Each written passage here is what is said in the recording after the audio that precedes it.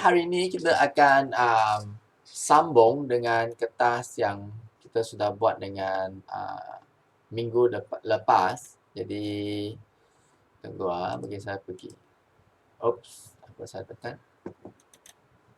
Jadi, hari itu kita sudah buat ini, okey, iaitu kertas peperiksaan akhir tingkatan 3 2019 dan ini adalah untuk bulan Ogos. Okey, soalan MARA. Jadi soalan MARA ini adalah soalan yang baguslah. Selalunya peperiksaan pun dia keluar soalan yang hampir sama dengan soalan di MARA. Jadi kita buat ni. Okey, jadi kita lihat ni. Okey, jadi kita hari itu kita sambung sampai petikan ini. Jom kita baca petikan ini. Okey, jadi anda boleh pause dan baca inilah kalau anda mahu. Okey, jadi saya harap anda sudah baca ini dan kita lihat. Contohnya dekat sini kita boleh lihat demi memastikan keluarga bebas dan demam denggi, kita mestilah memastikan keselamatan di dalam rumah. Sebagai contoh, tingkap dan pintu mesti ditutup. Kemudian, selain itu kita juga boleh menggunakan lingkaran elektrik atau penyerap cahaya bagi menghalang serangga seperti nyamuk masuk ke rumah. Apakah maksud lingkaran elektrik dan penyerap cahaya? Jadi untuk lingkaran elektrik maksudnya ini. Lingkaran sebenarnya apa? Lingkaran maksudnya pusing-pusing. Lingkaran. Ini adalah pusing-pusing. Sepatutnya bukan lingkaran elektrik. Sepatutnya saya pun rasa benda ni panggil lingkaran nyamuk. Betul tak? Sebab dia macam ni, kamu bakar punya. Bakar sini and then dia akan jalan macam tu yang pusing-pusing. Tapi sekarang lebih moden kan sebab dia guna elektrik. Kamu cuma dari ini dia tiba-tiba dia jadi ini. Sebab ini kena guna bakar kan. Ini dia guna elektrik.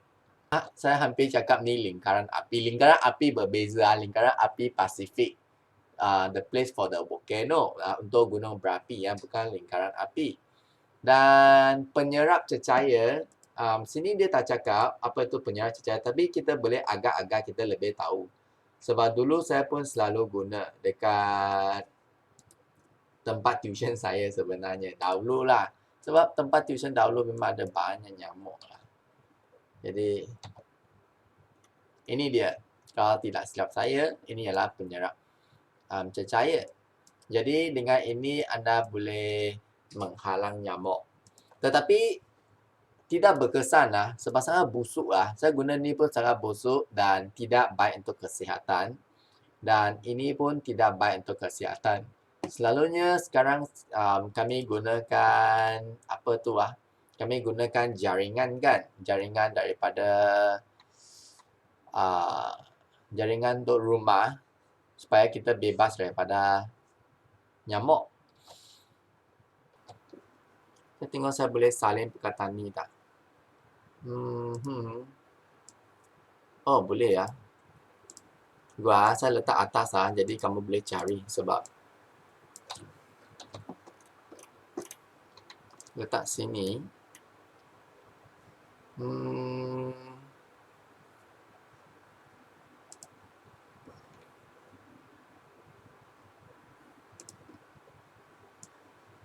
Saya letak dekat sini. Boleh nampak? Tak apalah, kamu ingatlah ingat dekat kepala kamu tentang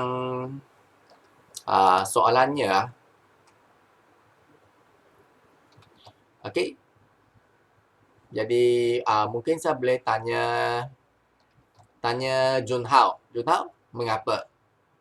Jadi ini adalah soalannya. Tengok anda boleh dapatkan jawapan tak? Okey, kita teruskan.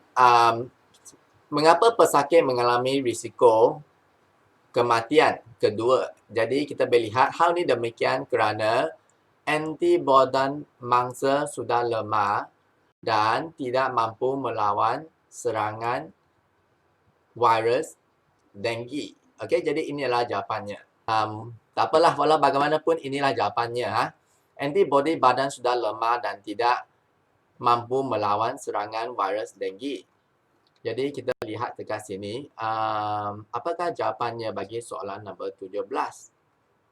Jadi kita lihat tadi jawapan yang kamu cakap, anti badan mangsa sudah lemah dan tidak mampu melawan serangan virus denggi. Dekat sini anda melihat antibody badan sudah lemah dan tidak melawan serangan virus denggi. Sama kan? Ini dengan ni 100% sama. Jadi jawapan dia adalah C. Bagus. Bukanlah susah sangat untuk tingkatan 3. Okey, nombor 18. Berikut merupakan gejala-gejala demam denggi berdasarkan petikan kecuali. Okey, berikut adalah gejala-gejala demam denggi. Maksudnya dekat sini kita sudah baca dalam petikan adalah simptom-simptom. Ada tahu tak bahasa English simptom sama dengan perkataan bahasa English simptom-simptom sama dengan gejala lah. Adalah sinonim. Simptom-simptom. Simptom-simptom, okey? S-I-M-P-T-O-M. Saya takut saya agent salah. Simptom-simptom. Apakah simptom-simptom? Contohnya seperti saya demam panas. Doktor akan tanya, apakah simptom dia? Oh, doktor, simptom saya adalah saya panas, kepala saya sakit, perut saya sakit, tangan saya sakit. Oh, kamu mempunyai simptom demam panas. Kalau kamu cakap dengan doktor, doktor tanya, apakah simptom-simptom kamu? Simptom saya adalah saya ada cecair dari hidung, pening kepala. Oh, doktor cakap berdasarkan simptom kamu, kamu adalah sakit selsema. Atau kamu cakap dengan doktor, saya sangat sedih, girlfriend tidak mahu saya rasa saya mau bunuh diri. Ini adalah simptom-simptom seseorang ada depression. Depression bahasa Melayu kita panggil. Mungkin kamu kata sakit hati lah. Sakit hati kerana teman wanitanya sudah pergi cari teman yang lain. Jadi dia mempunyai tekanan diri atau sakit jiwa apalah. Jadi ini akan menunjukkan dia ada stres lah. Jadi dia perlu jumpa dengan doktor psikologi. Selalunya orang yang sakit lah, kadang-kadang kawan kamu cakap lah, oh saya nak pergi bunuh diri. Apakah simptom? Sebab saya adalah pelajar psikologi. Jadi, macam mana saya nak tahu satu orang nak bunuh diri? Sebab kita tak mahu kawan kita bunuh diri kan. Setiap kali kita baca dalam akhbar, kita tahu ada orang nak bunuh diri. Tapi, kadang-kadang akhbar tak nak cakap banyak sangat. Sebenarnya tak boleh. Sebenarnya dalam akhbar mereka, banyak orang bunuh diri tidak boleh keluar dalam surat khabar. Mengapa? Sebab kalau kita sudah belajar bahawa kalau kita cakap orang bunuh diri, orang setiap kali baca dalam surat khabar, orang tu akan fikir pun nak bunuh diri tau sebab dia sudah bunuh diri. Jadi selalunya akhbar-akhbar, majalah-majalah atau berita mereka tidak dibenarkan untuk memberikan berita tentang pembunuhan diri. Jadi dalam pembunuhan diri, apakah simptom-simptomnya? Kalau selalunya orang akan dalam kehidupan kita, kita fikir nak mati yang memang adalah perkara biasa kan. Kadang-kadang kita sedih, ni kita去死吧. Dan ini adalah perkara yang biasa. Tapi kalau kawan kamu cakap, ni kita去死吧. And then kamu mula tanya dia, dia kan cakap lah bila dia nak bagi, saya nak mati pada bulan depan Isnin. Cara-cara saya mati adalah saya nak lompat daripada bangunan KLCC. Maksudnya sangat spesifik lah.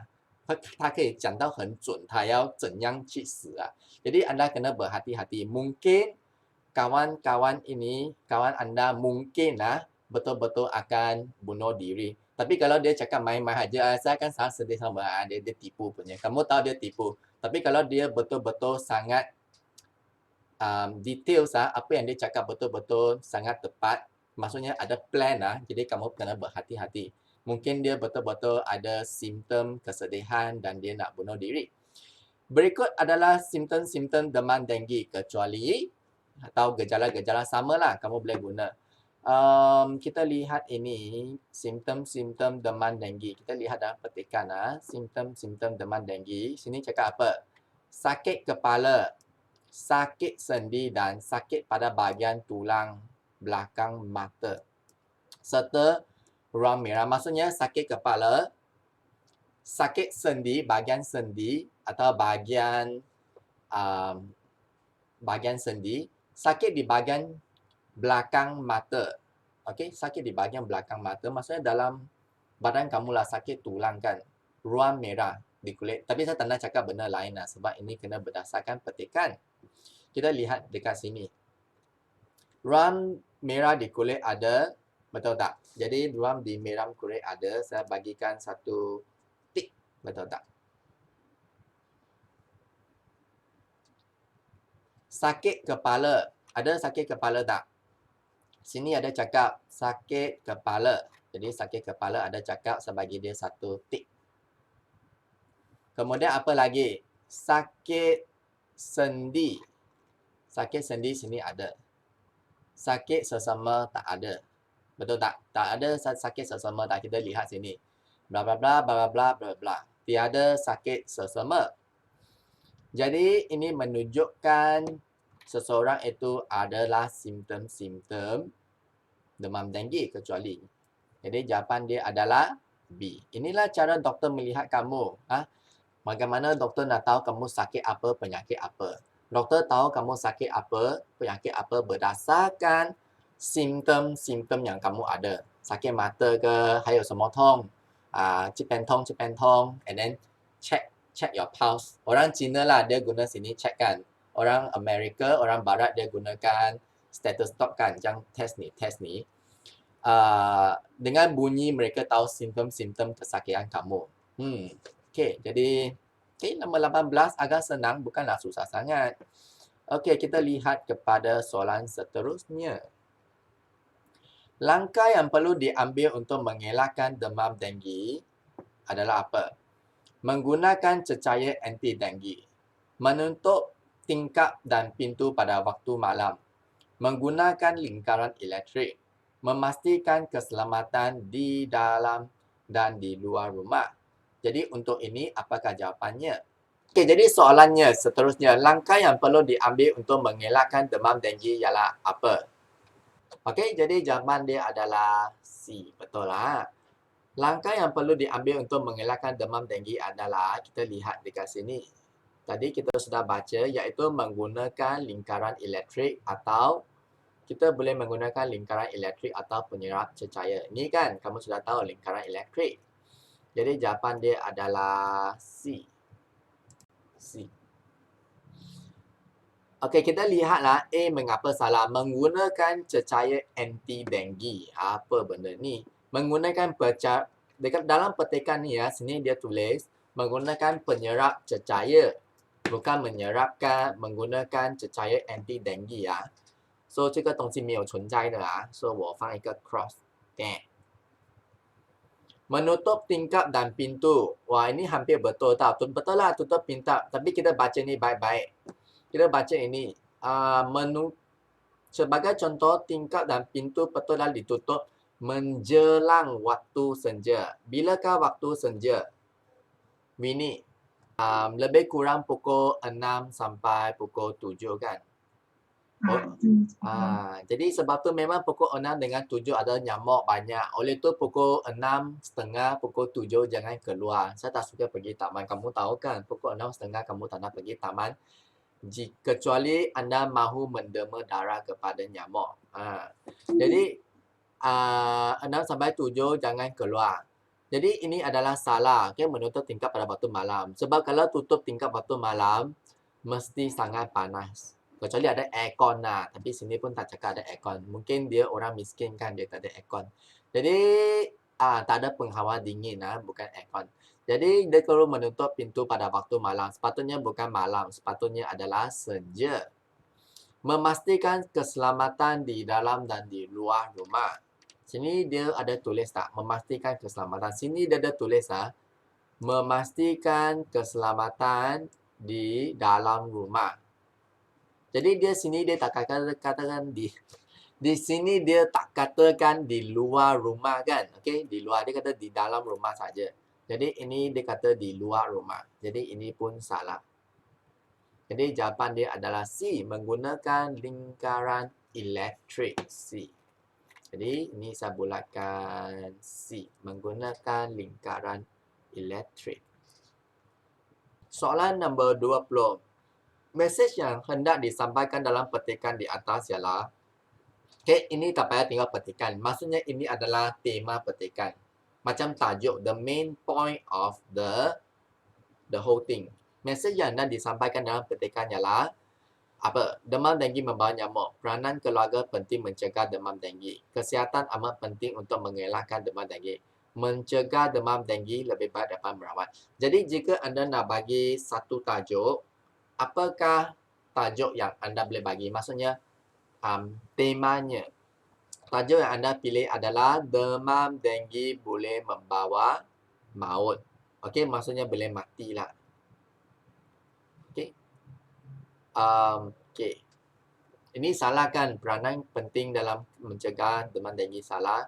Kesihatan penting untuk mengelakkan denggi. Ini bukan tentang kesihatan. Kalau ini adalah tentang kesihatan, dia akan cakap tentang makan buah-buahan, makan sayur-sayuran.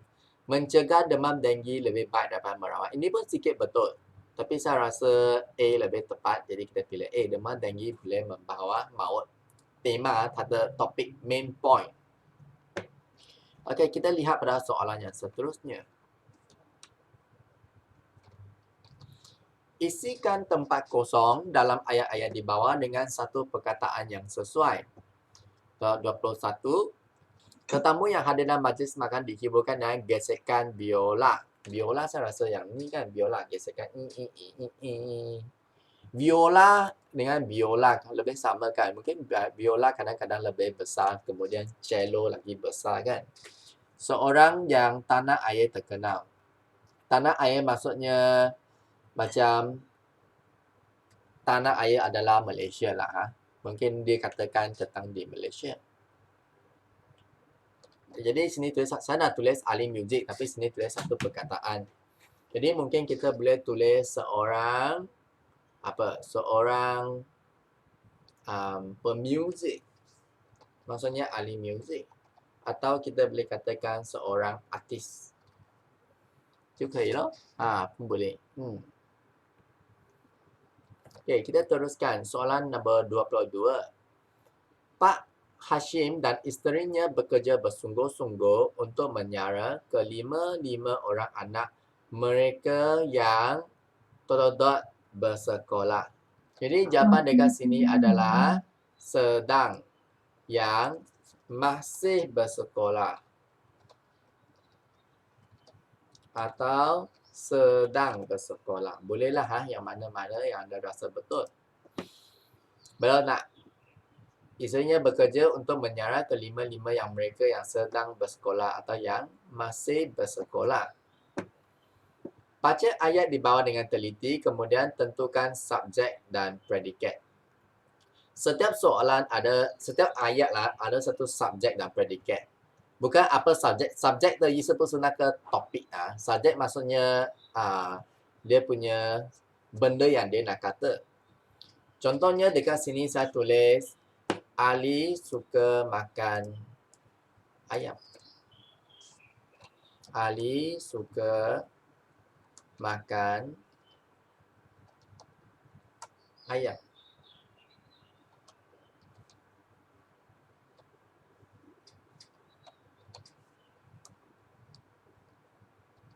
Jadi dekat sini kita boleh lihat subjeknya adalah selalunya subjek di bahagian depan. Okay?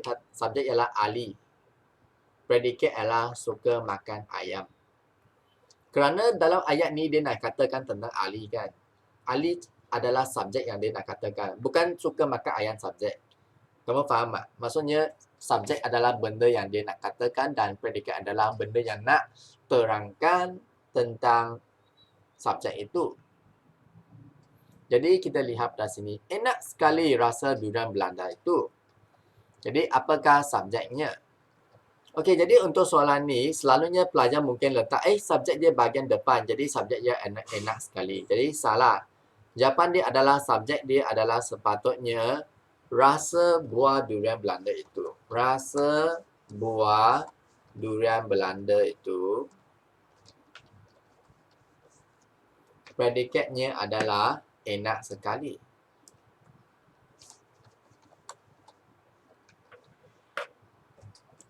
Anda kata, mengapa macam ini ya? Bukannya cikgu kata yang bahawa subjeknya selalunya di depan. Ya, subjeknya memang selalunya di depan. Tapi apakah benda yang dia nak terangkan? Dia nak katakan rasa buah kalau saya nak cakap sebab ni dia tulis dalam perkataan pasif. Aktif dan pasif dulu kamu pernah belajar kan?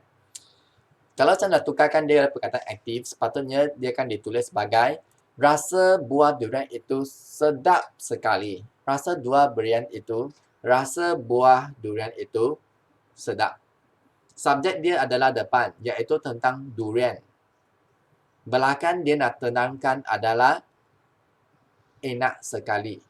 OK， 就是他前面要讲的是那个durian，不是要讲好吃，他要真正要讲的是durian，都 subject 是durian。OK，subject dia nak terangkan durian， 好吃 adalah benda yang nak terangkan subjek enak sekali， 好吃。OK， saya harap anda walaupun 很好吃那个durian， but 他不是要讲好吃，是要讲 durian 先。OK， 你明白吗 ？OK， jadi subjek dia adalah buah durian. Kemudian, pengawal perhutanan dari Sabah sedang membentangkan hasil penyelidikannya. Jadi, apakah jawapannya? Okey, jadi subjek dia adalah pengawal perhutanan dari Sabah. Predikat benda yang nak terangkan subjek, iaitu sedang membentangkan hasil penyelidikannya. Ini tulis dekat sini. Ini tulis dekat sini ya. Saya tak nak salin nanti buang masa pula. Jom kita teruskan. 25. Lihat pasangan gambar di bawah dan teliti. Tulis satu peribahasa yang sesuai. Ini selalunya saya nak marah pelajar tentang ni lah. Apakah peribahasa yang sesuai? Okey, jadi tadi kita sudah lihat ada pahat dengan penukur, betul tak? Pahat dengan penukur. Jadi kalau kamu tak tahu cari dalam bahasa Melayu, kamu boleh terus gunakan Google. Sebab gambar tadi kamu boleh nampak satu penukur, hammer penukur dengan pahat. Jadi saya tulis ini peribahasa. Kalau kamu tak tahu lah dalam peperiksaan, kamu boleh cari peribahasa pahat dan tukur. Sini pun sudah ada pahat dan tukur. Kalau kamu orang Cina, kamu tak tahu nak ke tong叫什么, kamu tekan bahasa Cina, translate 华语去国语。华语去国语, bahasa Cina ke bahasa Melayu, anda akan dapat pahat dan tukur. Kemudian anda pergi balik ke Google, tekan peribahasa pahat dan tukur, anda dapat cari apa? Anda dapat cari adalah, sini ada terdapat hilang tukur, hilanglah pahat.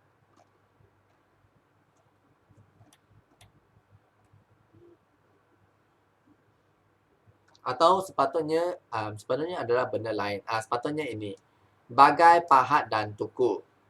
Jadi kita tekan ni, bagai pahat dengan tukur maksudnya apa? Tekan ni, kita dapat lihat.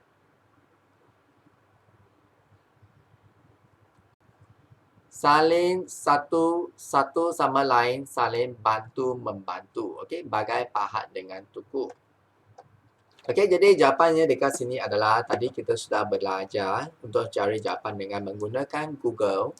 Jawapannya adalah bagai, saya nak gunakan pen warna biru. Bagai pahat dengan tukur.